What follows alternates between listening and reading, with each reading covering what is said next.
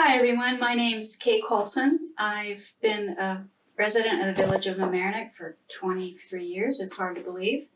And I'm joined by Nora Lucas and Sharon Torres, who are running for office this fall. Wanted to thank LMC Media for hosting a second session with both of you. And today we're going to focus more specifically on flooding and finances. Let's start with finances first, though. An important aspect of the Board of Trustees and the role of the boards is actually to adopt the village's budget. Sharon, since you're new to the voters, not all of us, but quite a few, why don't you tell us a little bit about your role as a corporate account manager and operations background and how that can help you in the role as mayor? Sure. Thank you, Kate. So my career started out in accounting and operations. I worked with everything from inventory control to accounts payable, accounts receivable. I've worked with auditors and lawyers in trying to make sure that we were compliant. I went to school for my bachelor's in business management, and I then pursued my MBA. And I did that so that I would learn all different aspects of business and I would have different opportunities. Those opportunities led me to becoming a chief human resources officer. Over time, I've gone from managing a budget by just taking the accepted budget and making sure that everyone's sticking to it, reporting on it, to creating my own budgets. And the companies I've worked with, we're talking about budgets that are in the millions to hundreds of millions, and we're making sure that we stick to that budget throughout the year. In the co-op where I am living right now, I have been the board president for about 12 years. And some of the experience I have has played really well into that because we have our annual budget and we have to look at the maintenance of the building, legal expenses, any kinds of repairs, capital projects, and also creating a reserve account so that we know we have money in the future for when there's an emergency. When I first started, we had a very responsive attitude towards budgeting. And by that, I mean, if there was flooding or if there was leaks or any kinds of repairs that needed to be done, we did them as they were reported and they weren't necessarily in the budget. And that was able to keep the percentages of increases low for certain years. We've now moved to a much more proactive budgeting approach, which means we're looking at the building as a whole, looking at what capital expenditures we need to have done in the next few years, and really trying to set ourselves up for several years of projects so that we know what to expect and it's a lot easier to control. Right now, I do have some concerns with the budgeting that is done with our village. Part of that is I don't know that we're really taking the advice that we get from the budget committee that works really hard, and I don't know that we stick to the budget. I see throughout the year that something will be added that wasn't originally in the budget, and with the concerns I have with flooding and other projects, I wonder if we could use that money better. So, Nora, this is not your first rodeo running for trustee, and you've been in this role for a while. And given that, could you share your understanding and give us a little insight in how the village budget process actually does work? I can, and I think Sharon's on point, and I think especially with capital budget, but one of the most important roles of the Board of Trustees is to adopt the budget. And we adopt the budget in April based on projections of revenue and expense projections from the staff.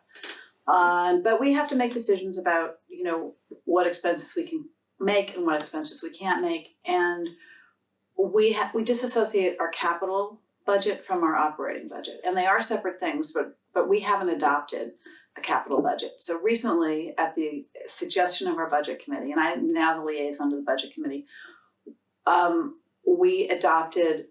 want us to adopt, and I want us to adopt a capital budget. We adopted instead a capital spending plan, which is kind of a big wish list of over $100 million, which is substantially more in a 5-year period, which is substantially more than we normally bond in a regular in the sum of 5 years. So I'm concerned that we don't really prioritize our capital spending as well as we should. And I think that we have gotten a lot better in terms of our operating budget. When I first became trustee, we did not get reports on a regular basis about where we were in the budget, and that's a big job of what we need to do. So we would just sort of align the budget at the end of the year. We would reconcile it, and we would transfer money back and forth between accounts. Now we're very careful, and there's room for departments to move money around within their budget, but in terms of making any kind of a big change to the budget, we have to appropriate funds to do it, and we really try to keep our budget accurate all the way through. Like if we've overspent on something, we want to make sure that we've got money in that account, and if we've underspent, we may transfer the money from a different account. And sometimes we just use the reserve fund, but which makes me a little uncomfortable. We've done okay with that. We continue to be able to replenish our reserve fund, but I do worry that we've had a lot of extra expenses in the last couple of years in terms of dredging, or in terms of building maintenance. We own a lot of buildings, and some of the buildings have had a leak or have had another kind of a problem. And I'm concerned that we need to really align our capital budget more with our regular spending plans, because our capital budget expenses, the bonding expenses, which is basically borrowing money, it's the way a municipality borrows money, the expenses have to get paid, the principal and interest are part of our operating budget. So if we bond too much, we have too much in our operating budget to pay back. Thanks, Nora. Thanks for describing the evolution of the process, which is still a work in progress. Always. It sounds like this is a good point to segue to capital projects and bonding. And could you share a little bit with us about how much this board has actually bonded and why it has real impacts on people's real property taxes? So we often have maybe between $6 and $8 million in projects on a regular basis, on an annual basis. And so we bond, and some of the bond is retired, and new bonds are taken into account. But as I alluded to with this capital spending plan that we've adopted, it's a lot. If we implement everything in that plan, we are really upping what we have been bonding over the past 10 or 12 or even longer years on a regular basis, and that can impact our regular budget, our operating budget, because it's just like maxing out your credit cards. You have to pay. You can borrow the money. You have a good line of credit, and you're able to borrow the money, but you have to pay back the principal and the interest in your operating budget. You can't rebond that. So I'm concerned that we should really be having a rigorous capital spending budget, a rigorous capital budget that we stick to. And if we have to amend the budget because we have an unexpected expense, which is not unreasonable, there's something else has to be taken away. We have to make sure that we're not over bonding, and that we're very careful about what we bond.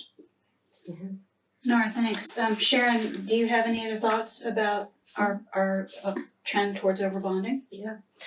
So I love that you use the analogy for the credit card, because for the average person, I think it makes it very clear. Bonding is just borrowing, against future monies. So basically, when we do one budget, if we have these capital expenses that we bond, we are now committing to multiple years of budgeting, and we don't know what the next few years will look like. So you don't want to budget too much ahead of time without knowing revenue and having a better idea of what's going to happen in the village. I think it's really important that we space out our projects, that we look at the priorities, and always be mindful of the unintended consequences of doing too much or too little. It's really just about having too much money out there. Not that we don't deserve to get projects done, but we have to weigh our priorities. Okay, thank you both. Sharon, back again to some of your experience that you're bringing to the table. You are a human resource professional, and you've got a lot of experience hiring and managing people. I'm aware that quite a few folks in the village aren't really happy with the recent raise provided to the village manager. And I understand he actually now makes more than Governor Hochul, is that right? It's true. So what are your thoughts as a human resource manager expert? What are your thoughts about how that process was handled? Yeah, I think there are a lot of people who are concerned mainly about the process and the way it was negotiated. I understand that there was still almost a year left on the contract, and some of the comments made by the village manager were that there were stall tactics being used. That seems a little bit unreasonable. I don't think a year in advance are the equivalent of stall tactics. In my career for the past 20 years, I've been negotiating with unions. I have 2 right now that I work with. I also have contractors and vendors. I'm constantly reviewing contracts and renegotiating after a certain amount of time. It is much more common that you're waiting till closer to the expiration date or the end date of that contract. And when you go and review it, if the negotiations take a while, and we all know police, fire, teachers unions, they tend to take a while, there's always a retro check or some sort of retroactive benefit to it. So there's no loss in having a little bit of time pass.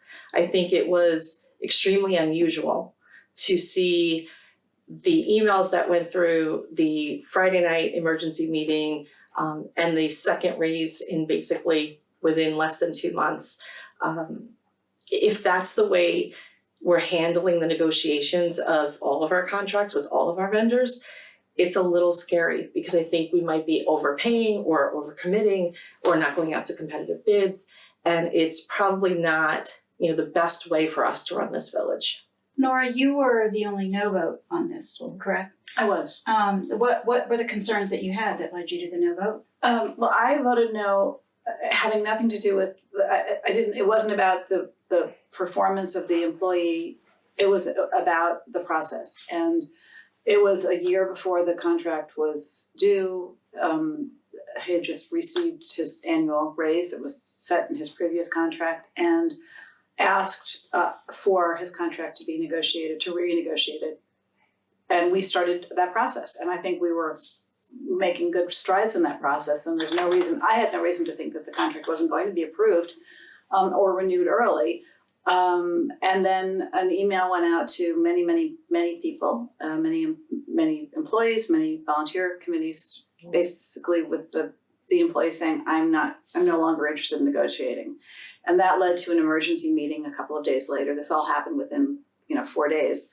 And we had an emergency meeting at 5 o'clock on a Friday night where the contract was extended for 4 years, and it was done done outside of the public eye. It was done 11 months before the contract was up. And I think it was a very bad process. And the Board of Trustees supervises one employee. We hire and supervise the village manager. We have hiring authority for the police, but we don't supervise the police. The chief supervises the department. So the one employee that we supervise, we trust to negotiate all of the other contracts, to negotiate with the unions, to do performance reviews, and to make sure that the staff is properly treated. And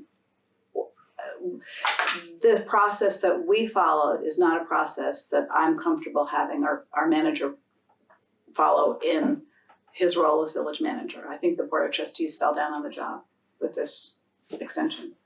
Not that the contract might not have been extended, it's just that we didn't follow the process. And I think that's not responsible on our part. Okay, thank you. Another area of finances concern a lot of discussion recently about village purchases of supplies and services, particularly those under emergency declarations. Can you talk a little bit about that?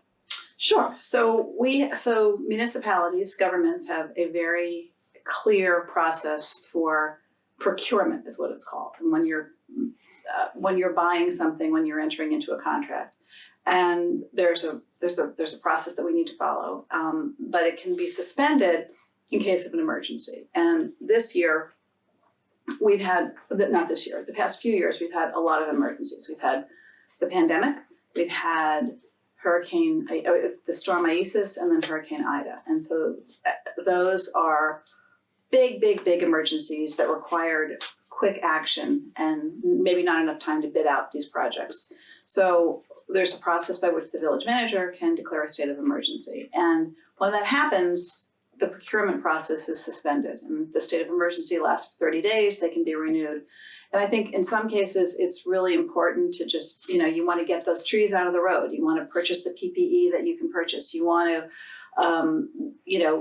get generators because Village Hall has no electricity and we can't function. So there are certain times when you have to suspend the purchasing rules and simply get the equipment.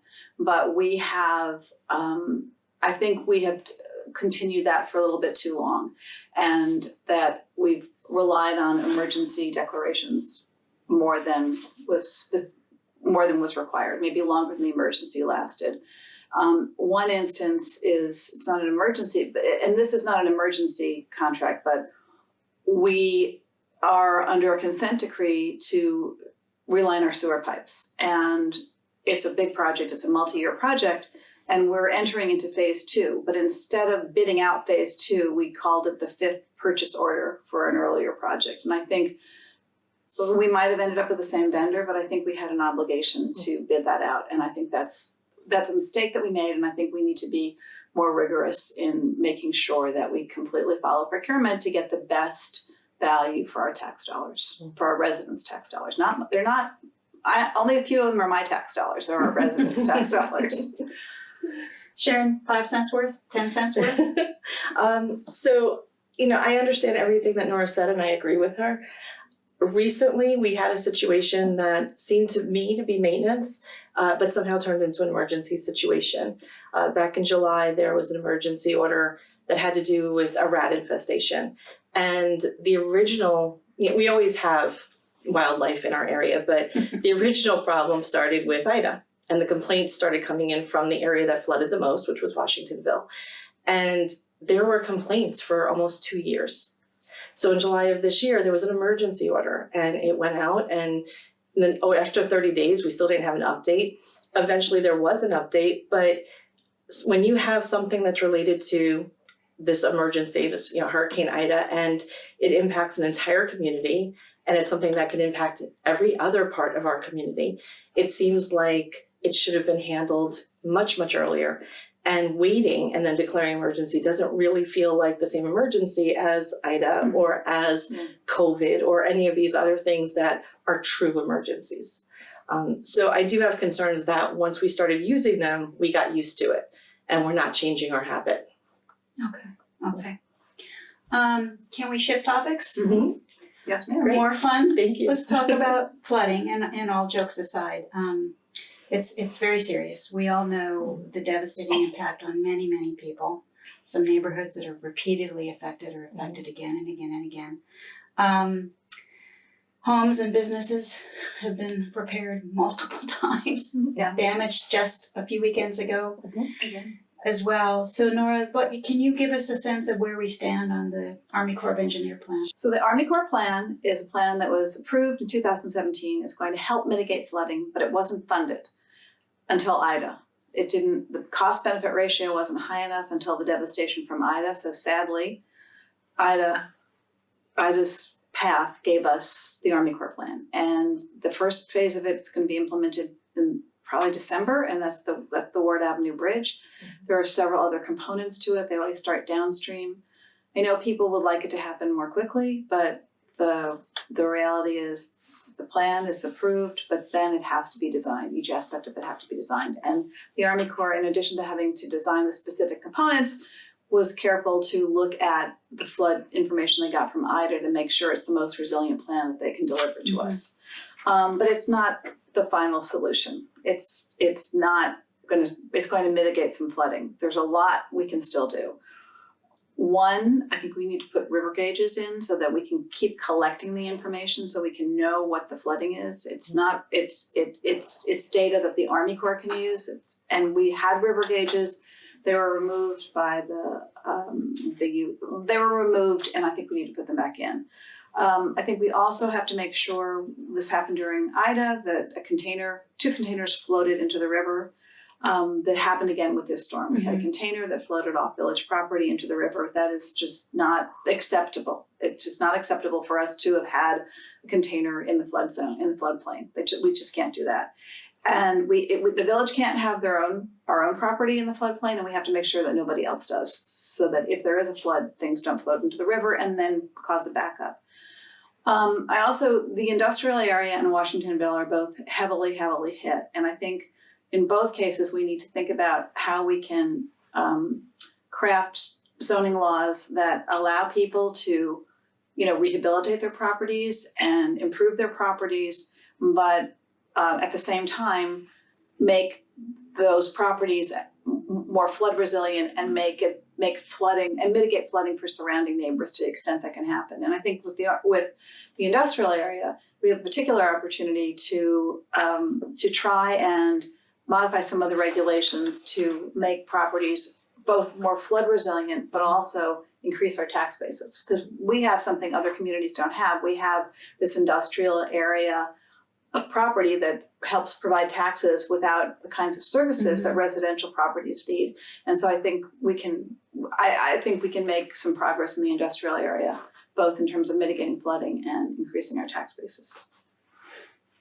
Thanks, Nora. And just one more thing. Last week, Sharon and I spent a lot of time walking in flooded neighborhoods, talking to friends who flood, and people took time out of their busy cleanup schedule to talk to us, which I really appreciate. And these are people who just can't catch a break, that they clean up and they flood again. And it's a hard way to live. And I think there are projects that we can do using county funds and state funds and working with our upstream neighbors to try and make flooding better, because there are a lot of these projects a lot of these people who are flooded out who would not benefit from the Army Corps project or won't benefit significantly from it. So I think we need to think about everybody, I don't say just, but there's a group that are going to benefit, there's properties that are going to benefit from the Army Corps plan, but we need to think of a wider box. So the two of you were walking together. That's good to hear. As Mamaronec's future mayor, once you become mayor, what are some additional ideas you perhaps heard over the weekend, and what other ideas do you have for more effective flood mitigation? Well, the interesting thing is that when we talk to the flood victims, and I hate calling them that, but some of them were just happy to see anyone. We walked through Harbor Heights and they were shocked that anyone came to even ask them, because the focus is usually on larger areas. There are people in Beaver Swamp who feel like they're being totally neglected. And yet we have this $100 million project coming, and it's not even going to help some of those people. If we look back at when the Army Corps started and when it did not get approved, I think a lot of people are really tired of hearing about a cost-benefit ratio. It makes them feel like a number. And so, as grateful as we are that this is finally going through, knowing that it's not going to help everyone, knowing that it got delayed because they couldn't see a cost-benefit ratio, I think it's really difficult for people to keep going through this over and over again. We just went through 3 weekends of rain, and the trauma for people in those affected areas is very real. We saw it. We saw the amount of cleanup they were doing. We saw how stressed they were. And every time they hear that there's going to be rain, they relive that over and over again. With climate change, with the building that we see in our upstream communities, this is not going to go away. And as Nora stated, it's only going to mitigate by maybe 2 to 4 feet, which still leaves us with a lot of water. So I think part of what we need to do is listen to our residents. They've been meeting. They go to the flood mitigation meetings. They have neighborhood committee meetings. They're on social media groups, and everyone is talking independently. I think what we really need to do is bring everybody together. They have a lot of information. They've lived through this. They've talked to experts. They have their opinions. They're paying their taxes.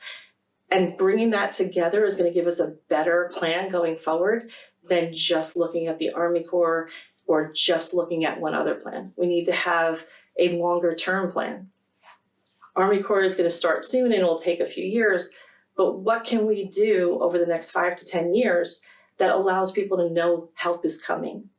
So we need to transparently communicate with them, make sure that whatever plans we have, They know they're coming, they know what they cost, they have an idea of how effective they'll be. You know, when we look at the cameras that were just put in, one of the complaints was they weren't very effective. Rain at night was difficult. One of the cameras was out. Because of cellular service, you couldn't watch the rivers during certain times. They were only available when they were allowed to be available. We need to look at what's really going to help and not just doing something for the sake of doing something. I think right now there's so many people involved and so much coordination that needs to happen that if we can come up with one person who would be a flood mitigation coordinator, that person could look at all of the grant money that's available, talk to the neighborhood associations, talk to the Army Corps, make sure we have a much more collaborative effort. I also think we need to take a moment and stop and assess what's going on and look at a moratorium that will give us a chance to look at the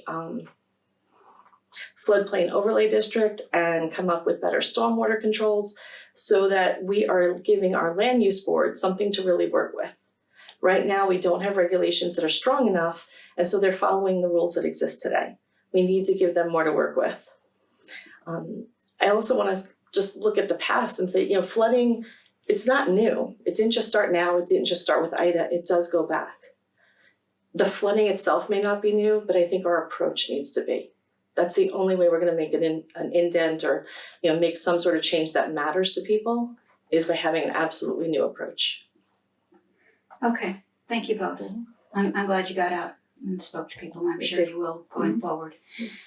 Before I ask you to make a few final comments, before we wrap up, I'm quite sure folks know, or if they don't, they do need to know that on the back of the ballot for the election is a referendum to extend the terms for both the mayor and trustees, and also to change the timing of the elections themselves.